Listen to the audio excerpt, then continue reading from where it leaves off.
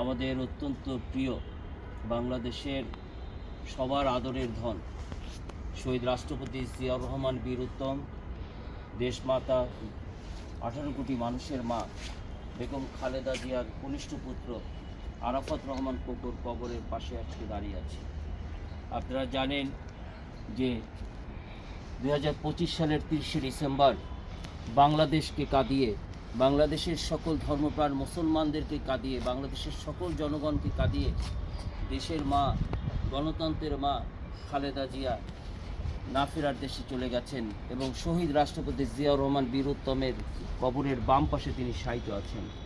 আজকে আমরা তার ছোট ছেলে আরাফাত রহমান কোকোর এই কবরের পাশে দাঁড়িয়ে রব্বুল আলামিনের কাছে দোয়া করছি, আল্লাহ যেন তাকে জান্নাত দান করে, তার বাবা, মা এবং আরাফাত রহমান কোকোকে শহীদি মর্যাদা দান করে।